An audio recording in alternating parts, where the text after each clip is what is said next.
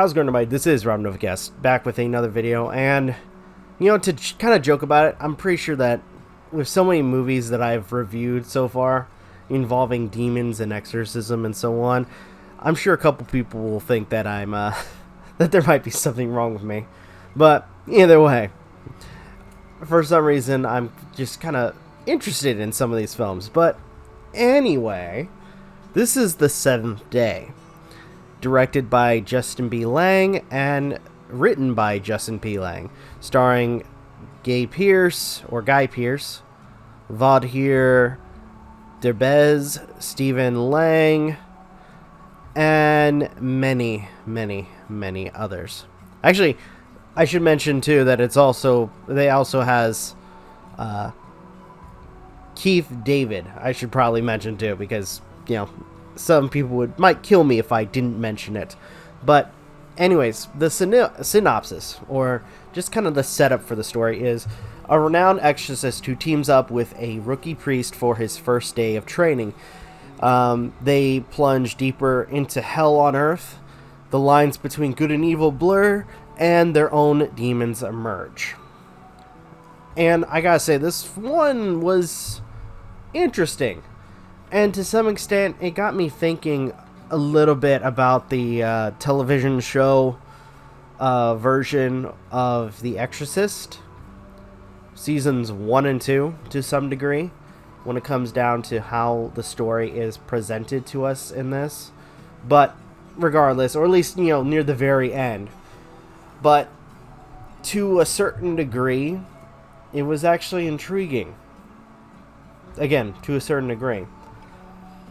And to kind of quickly discuss the story, because, again, this is a story about two priests that go around to some individuals and try to, release them from a demonic presence.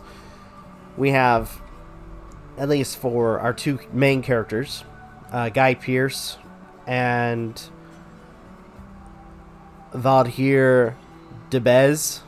Guy Pearce playing Father Peter, Vadhir Derbez as Father Daniel, who honestly are really interesting, because Father Daniel is kind of like the rookie who is an inexperienced that just got out of the teaching or his schooling for trying to perform exorcism. And you have Guy Pearce, who at first glance clearly is well seasoned when it comes to exorcism, but at the same time at first glance is sick and freaking tired of it, or doesn't want to be a part of it in any way. We have Stephen Lang as the Archbishop, which, by the way, I did not recognize Stephen Lang right off the bat, and it's probably because of how old he is now. Because he's been in a lot, and gosh. And it just dawned on me that it was an Avatar. He's in Don't Breathe 1 and 2, the one that's coming up pretty soon. Tombstone, Manhunter, and many, many other films. Apparently he's slotted for Avatar 2, 3, 4, and 5. Oh my gosh, that is...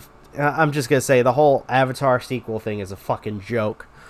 But that's just my opinion. Be nice to talk about that movie at one point, if I ever find the time to do so. But anyway, we have, looking at some of the other actors and actresses that we have in this particular film. I guess, if anything, the one that we can talk about too is Keith Davis, who unfortunately does not last long in the movie.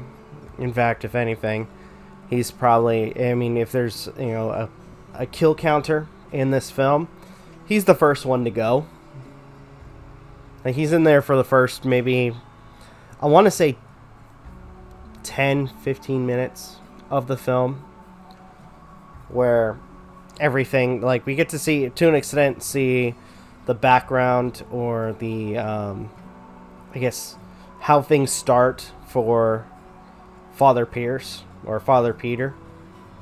I don't know why I called him Pierce, but with everything that just sets up everything else that goes on.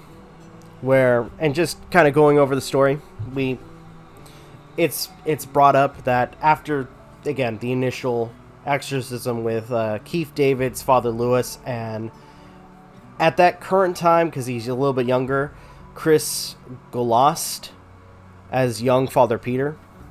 After that initial exorcism, we get a news report of apparently a kid killing his family, and apparently a rise in crime.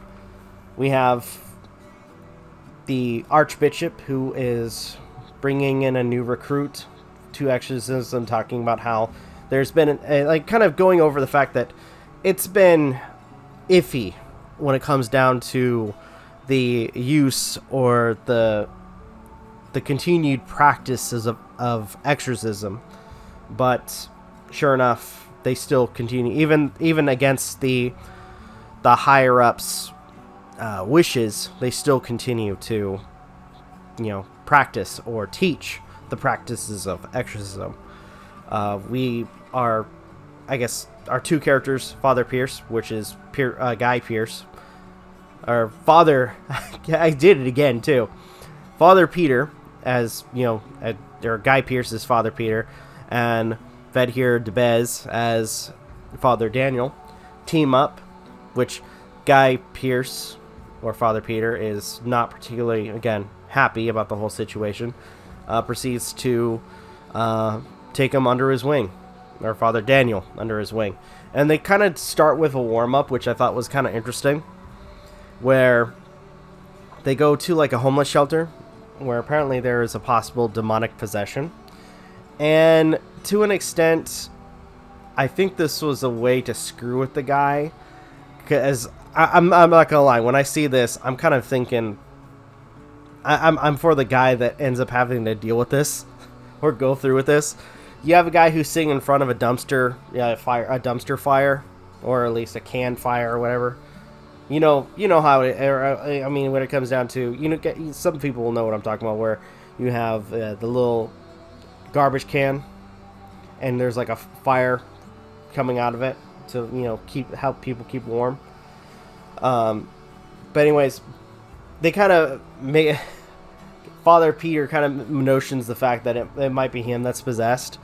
So Father Daniel proceeds to literally try to exorcise him. The dude who's played by Akre White, who plays this character named George, kind of wonders if this dude's crazy, but turns out he's not the one that they want, and it's actually this caretaker at this homeless camp, Helen, who is the one who's possessed. I didn't mention her name because she's only there for a brief second during this whole segment, and then comes back for the initial possession. It's actually really interesting, and kind of a switch on that, and they bring up the fact, which I think right off the bat I kind of figured that this was going to be something that was going to come up near the very end, and I'll explain later. But after the initial exorcism of the demon inside Helen, Father Peter mentions the fact that you got to be, when it comes down to it, you have to be very observant, because to an extent demons are not predictable, that they can be tricky, they can be very cunning when it comes down to their possession. And again, it's something, especially with a lot of like exorcism films, it's something that kind of comes up, but to a degree, like bringing it up here, it kind of dawned on me, like, okay, something's going to happen near the very end where this comes up. Sure enough, it does, but I'm not going to go any further. So now that Father Peter, or Father Daniel, has been kind of embarrassed to some degree, they go to the child that was possibly being possessed, now in some kind of juvenile detention center. A little boy named Charlie, who's played by Brady Genis, I believe. who is shooken up about everything that's going on. And we get to see him being possessed briefly and the entity that is possessing him. And afterwards, they end up going to the house. And I will say that this was a cool segment. This segment that I'm going to discuss, where what they end up doing is they talk. Father Peter kind of talks about how when you, or at least when an exorcist goes to a situation, they don't run from the evil; they run towards it, and they have to understand try to understand the evil and how to predict it or how to understand it to some degree, and so that way they know more about how to deal with it. So, to an extent, to have Daniel or Father Daniel become more connected, they go to the house where Charlie killed his family. And this is probably a really cool segment because you have Father Daniel going through the house, and something that similar to what we've seen in some films, like if anything, like The Conjuring, or heck, if anything, the remake of The Grudge. I'm talking about the first one, not the sequel. We see moments of the child and what he had to go through, which, by the way, I'm just going to say no wonder he got possessed, because his family is, not to shit on biblical families, but this is a family that was way over biblical, who treated him like garbage, who basically tried to force him to force him into things that he didn't want to do.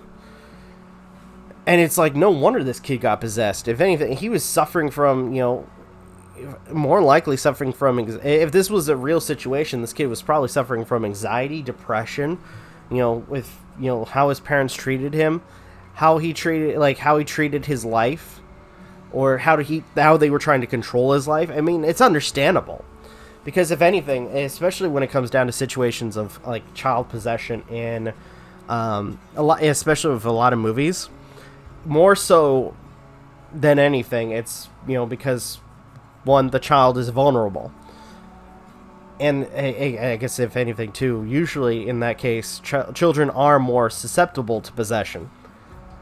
But going further than that, we get to see, the beginning and then the aftermath.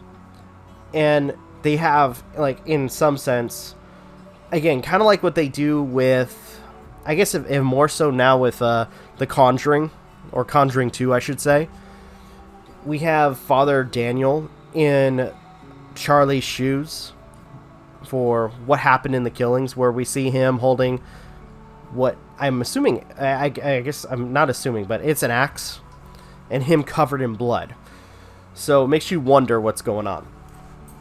And by the way, there's a couple of other like cool segments, and I will talk about them because it's actually some of them are actually really cool. So after that segment, we end up having a moment where Father Daniel, go to meet some kids that Charlie was hanging out with. Turns out they're the outcasts. They're the kids that nobody wants to talk to. They're the kids that hang out at the arcade, that play D&D. They also have the Ouija board, and that's what ends up causing Charlie to be possessed. And to do something that was taboo, especially for a priest, we have Father Daniel proceed to do, or at least use, the Ouija board to try to contact the demon.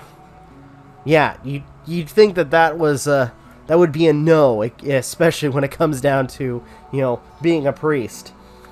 Sure enough, that does not go well.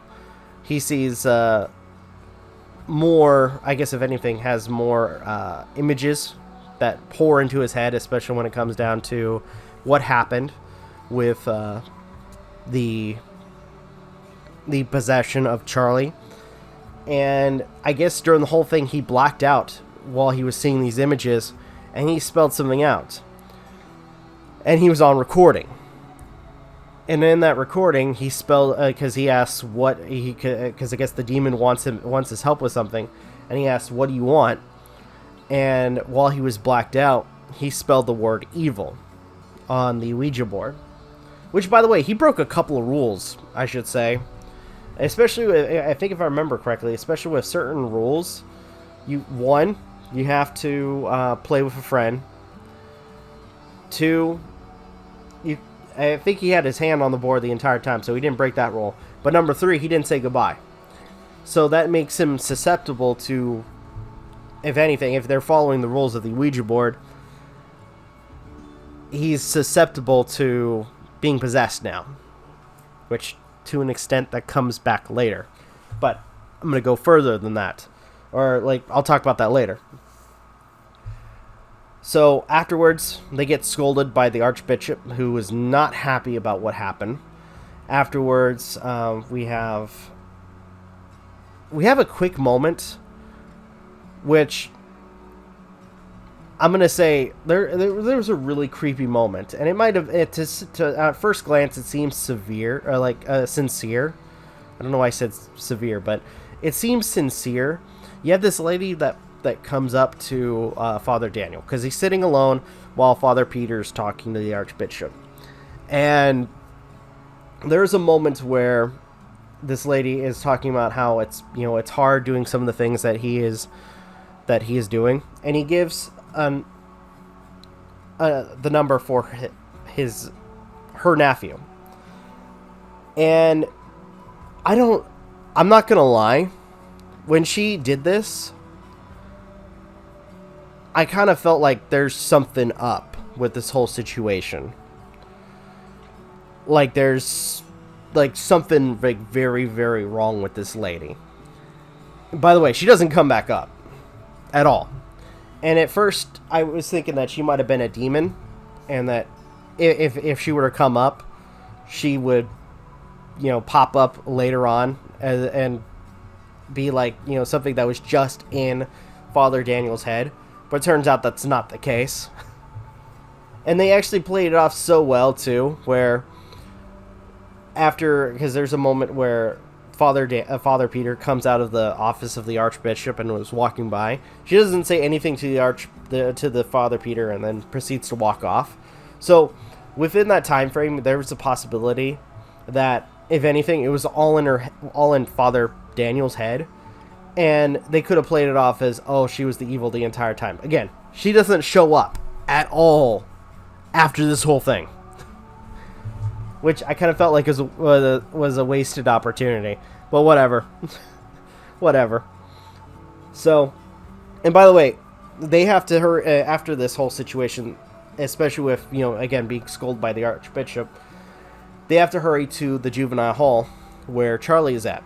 Because apparently, they're trying to rush the whole thing with him being possessed, or trying to rush the trial to send him to more likely a psychiatric facility. So they're able to make it in time. They see Charlie being questioned by a psychiatrist, and as they're waiting, Father Peter proceeds to goat Father Daniel to, just go in and talk to Charlie. And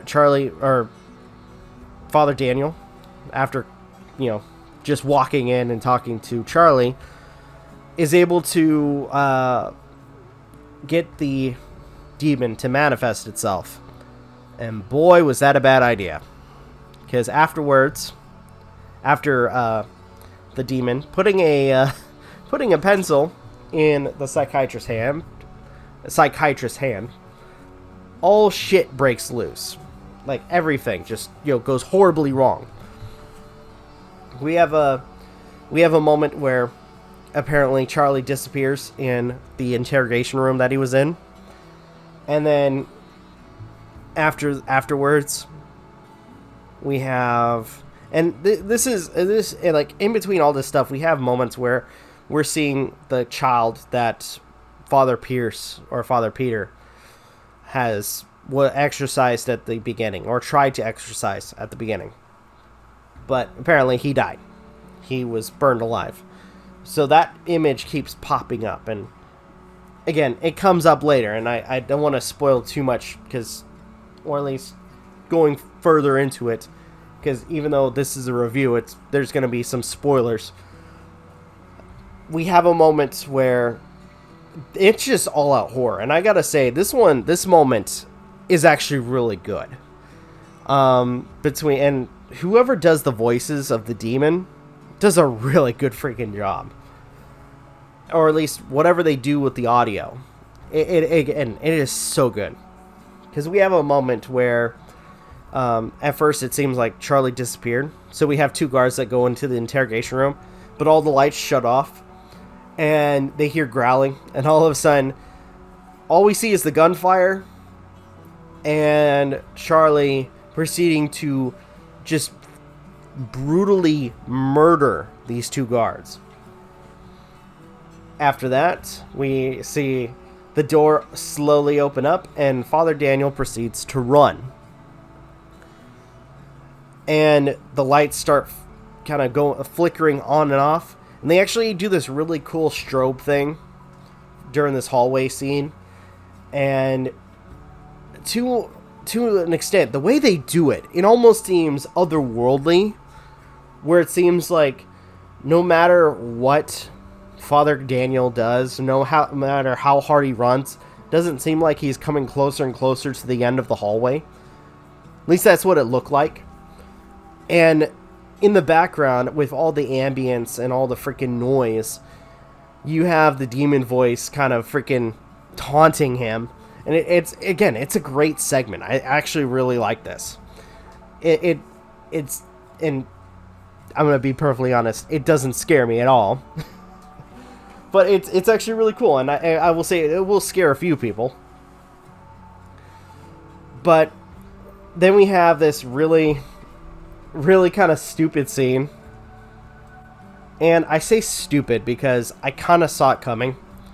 Where at one point, Father Daniel comes across somebody, and it's psychiatrist. And he's on the other end of the hallway. And it's dark behind him. And no joke, I'm thinking to myself, oh, this dude's dead. This dude is fucking dead. Sure enough, yeah. He gets pulled by his feet, and he face plants. Like, I guess his feet are pulled backwards. He falls on his stomach, and he's just, like, you hear him screaming and being dragged away into the darkness.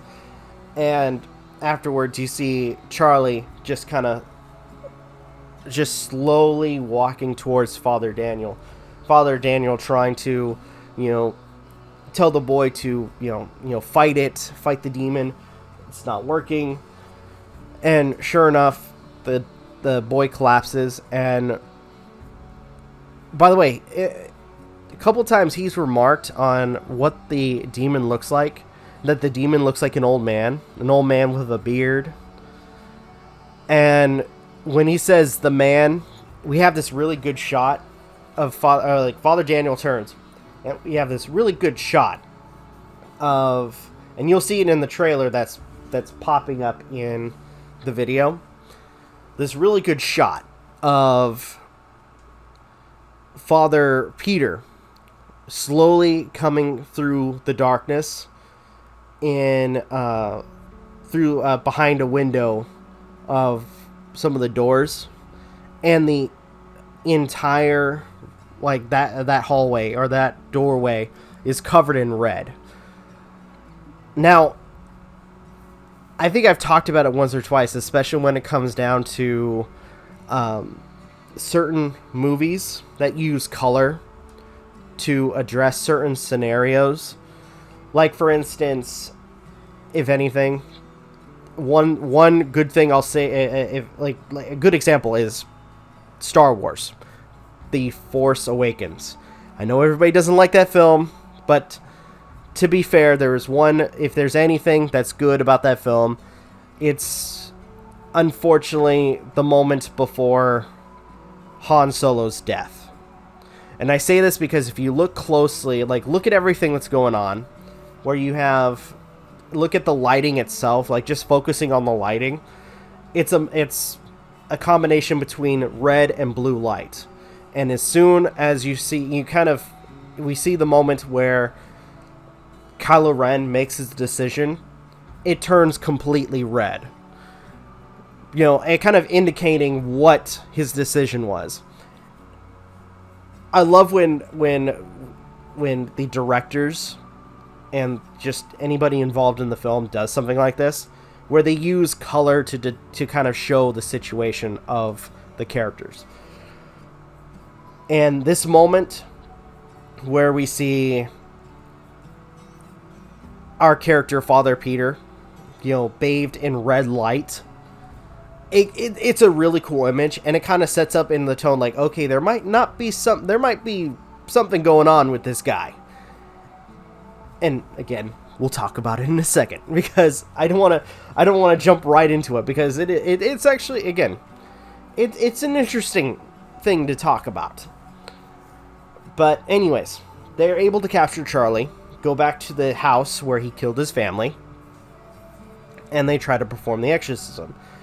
Before we have the exorcism, Father Daniel contacts somebody by the name of Father McCleven?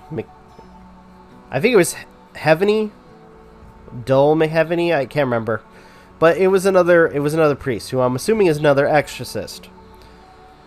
And things just get dark, where he talks about, oh, it will be over soon, you'll be joining us. He starts laughing, he starts chuckling kind of evilly over the phone. It's really creepy. But again, it continues to set up like there's something going on. Not just for this kid's soul. There's literally something going on. So they begin the exorcism. And sure enough, at first it seems like it's working. But at a certain point, Charlie's arm begins to turn red and starts to bubble and boil. And this is something I did not mention near the beginning of my review, because this is something that happens to the child that Father Peter exorcised. And this is before the kid burst into flames. And to a certain degree, this is where Father Daniel kind of puts the pieces together. Because this entire time, or at least near the very end, he started to realize that something was definitely going on with this exorcism. Something wasn't right. And he puts the pieces together. And as Father Peter tells him to continue the exorcism, Father Daniel, before saying another word, holding his cross, turns to Father Peter. And it's come to the realization that, yes, Charlie was possessed, but Father Peter was the one orchestrating everything. That he is the one that is causing everything to happen. And it turns out that the demon that killed the little boy that Father Peter was trying to exorcise possessed Father Peter. Now, they actually mentioned something. There was actually another hint, too, that I forgot to mention. And they mention, because they kind of go into this little detail, because they mention how after Keith Davis' character, Father Lewis, passes away, Father Peter has to take over the exorcism, and unfortunately, the child dies. And they mention the fact kind of question the fact that Father Peter was the only one that survived, and that was odd, especially when he comes down to dealing with a demon. But again, it goes into the fact that, he's possessed. He's been possessed this entire time. And to a certain degree, every single trainee or potential exorcist that has been under the wing of Father Peter has become possessed by a demon. So sure enough, the demon that was inside Charlie would have been possessed, or would possess, Father Daniel if Father Daniel were to continue. So now it's up to Father Daniel to try to stop Father Peter. And sure enough, lights go off and everybody just kind of disappears. We have Father Daniel having to try to find Father Peter, or possessed Father Peter, who begins to see visions, or Father Daniel proceeds to see visions of, specters or evil spirits. And eventually, near the very end, they end up in the kitchen, and Father Peter is about to almost choke the life out of Father Daniel. Because at this point, it's either he continues the exorcism and gets possessed, or he tries to stop Father Peter, and more likely dies. So Father Daniel proceeds to take this golden cross, which I think is the same one from the beginning, or has been the same one from the very beginning, and proceeds to stab Father Peter in the neck and kills him.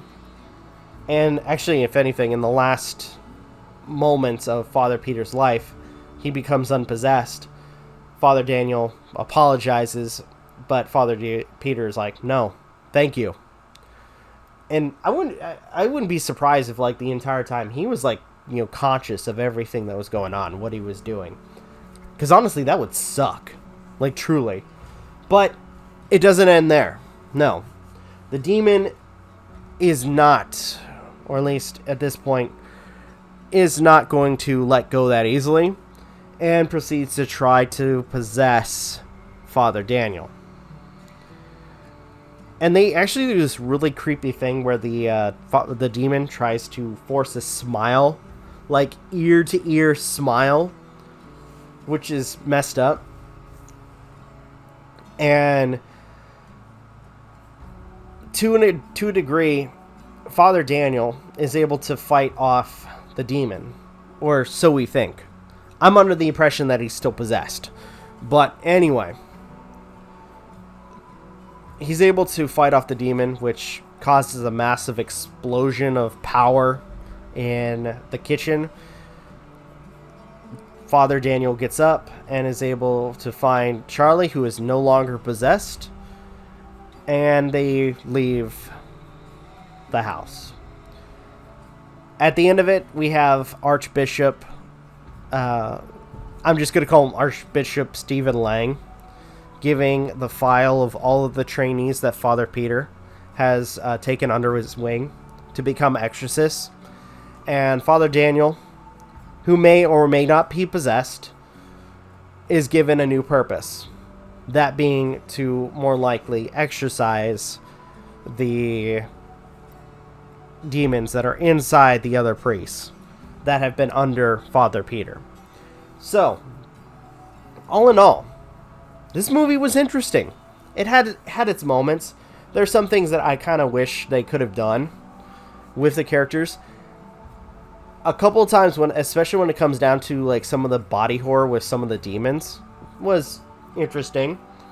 The craziest thing that they showed was the Helen demon unhinging its host jaw to try to take a bite out of Daniel. And again, it is so freaking grotesque to see. It's actually, if anything, it's actually cool. It's actually really fucking cool. But anyway, when it gets close to the end, it somewhat became predictable. Even though I like some of the visuals, it did become predictable near the very end. And the twist, if you can call it that, it was easy to figure out. So with that,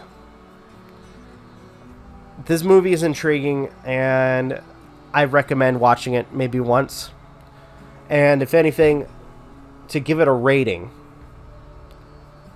I'm going to go ahead and give this a 6 out of 10. I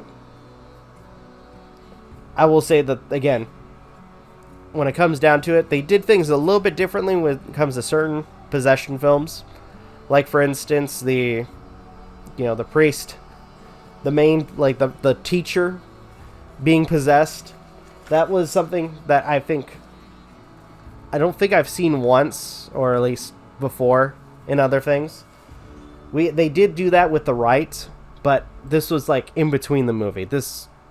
The initial possession of Father Peter happened, like, near the very beginning.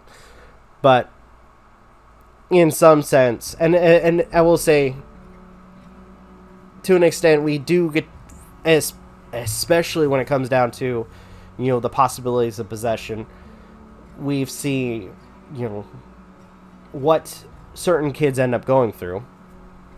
And again, I think it shows that, especially with, especially with when kids get possessed in these certain movies, it's usually kids who are dealing with certain situations or traumas. And I'm sure a lot of people who are Christians are not going to be happy with this, because it does show a negative light towards certain parenting abilities. Which, that's understand, but you gotta understand too, it's a movie. I will say, like, the two things that I will like about this film, if anything, just kind of on the top of my head, literally the scenes I talked about, where you have them going to the house and you have Father Daniel seeing the visions, where they're in the juvenile hall, where we have the crazy visuals, especially involving the lights, and the one lighting scene, or the scene with the lighting with Father Peter, which again is so good. It's one of those segments where the lighting itself is just perfect, and it kind of sets up the tone or situation of everything that's going on. Now, besides those two segments that I mentioned, the only thing, like, especially when it comes down to a lot of the characters, I'm just gonna say it. The story itself is interesting. Some of the couple scenes that I mentioned are good. A lot of the characters that we see are kind of, to an extent, non-existent. And by the way, there's barely anybody in this cast, and it didn't seem motivated. Like, it didn't seem, there wasn't that much energy to those particular characters. But anyway, so that's, in the end, that's why I give it a 6. Story was interesting, to say the least, though at the very end it just seemed somewhat predictable, and I was able to guess the twist early on. Only a few characters are interesting. Heck, even, I'm not gonna lie, even the main character Father Daniel was not interesting, to say the least. The only two that I would probably watch it, or actually three, sorry, the only three, would be Keith David, Guy Pearce, and Stephen Lang. All the other characters are just kind of meh to me. The kid that actually, no, I take that back. The kid that plays Charlie as he's possessed was interesting. But other than that, everything else is just meh. So, 6 out of 10. I'm going to give it a 6 out of 10. And with that, I think I'm going to end this video here. Thank you guys so much for watching. Truly appreciate it. If you have any thoughts, leave in the comments down below. Like, share, subscribe, all the good stuff. If you guys want to follow us on social media, links are in the description down below, as well as check out our daily content and the weekly podcast. With that being said, this is Rob Novakast signing off. Have a good one. Take care and peace. Bye.